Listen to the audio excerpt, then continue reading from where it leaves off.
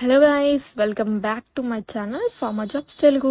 Guys అందరూ అయితే ఎలా ఉన్నారు కామెంట్ చేసేయండి. అండ్ అలానే లేట్ చేయకుండా వీడియోలోకి అయితే వెళ్ళిపోదాం. కంపెనీ అయితే వచ్చేసి ఎస్టెన్ హెల్త్ అనమాట. వేకెన్సీస్ అయితే వచ్చేసి సర్టిఫైడ్ మెడికల్ క్వార్టర్స్కి. ఇదైతే వచ్చేసి పూర్తిగా డే షిఫ్ట్ అనమాట. అండ్ అలానే ఎక్స్పీరియన్స్ వాళ్ళకి, ఫ్రెషర్స్కి ఇద్దరికి. లొకేషన్ అయితే వచ్చేసి చెన్నై.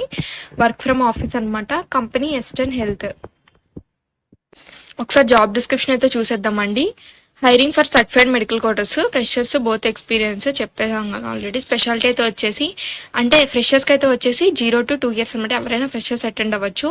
ఇఫ్ ఇన్ కేస్ కనుక ఎక్స్పీరియన్స్ వాళ్ళే అటెండ్ అవ్వాలనుకుంటే EM and OP, surgery, radiology అవి వీటిలో ఎవరికైనా ఎక్స్పీరియన్స్ ఉన్న వాళ్ళైతే అటెండ్ అవ్వచ్చు అనమాట. అండ్ ప్రిఫర్డ్ అయితే ఎవరైతే ఇమీడియట్గా జాయిన్ అవుతున్నారో, అంటే ఇంటర్వ్యూ అయిపోగానే 1-2 daysలో లేదా ఇమ్మీడియట్గా జాయిన్ అవ్వాలనుకుంటున్నారు వాళ్ళు మాత్రమే ఇంటర్వ్యూకి అయితే అటెండ్ అవ్వమని చెప్తున్నారు.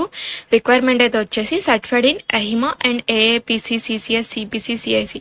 సో సర్టిఫికేషన్ ఉన్న వాళ్ళు మాత్రమే అని చెప్పాను కదా. వీటిలో ఏ సర్టిఫికేషన్ ఉన్నా పర్వాలేదండి వాళ్ళకి. సో జస్ట్ సర్టిఫికేషన్ అయితే ఉండాలి మనకి. Candidate should have the good communication skills and interpersonal skills అడుగుతున్నారు. అండ్ అలానే బేసిక్ కంప్యూటర్ నాలెడ్జ్ అడుగుతున్నారు.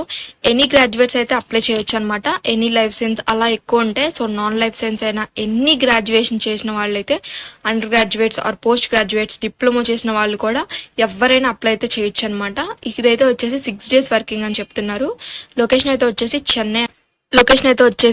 శాలరీ అయితే వచ్చేసి బెస్ట్ ఇన్ ఇండస్ట్రీ అని చెప్తున్నారు.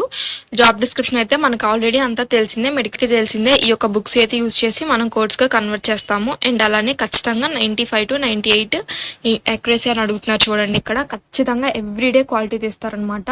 Strong knowledge in CPT and ICD and guidelines. So guidelines ఉంటాయి మనకి. సర్టిఫికేషన్ చేసిన వాళ్ళకి అర్థమవుతుంది గైడ్ లైన్స్ అంటే ఏంటి అనేది. సో గైడ్ లైన్స్ చదువుకోండి. అండ్ అలానే మాడిఫైర్స్ అవి కూడా చదువుకోండి.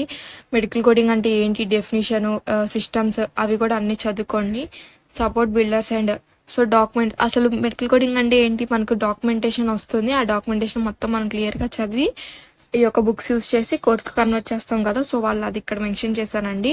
Understanding the cause of claim Daniels and continually improving the coding standards. So ఖచ్చితంగా అయితే అన్ని మెయింటైన్ చేయాలి, ఎర్రర్స్ రాకుండా చూసుకోవాలి ఎక్కువ.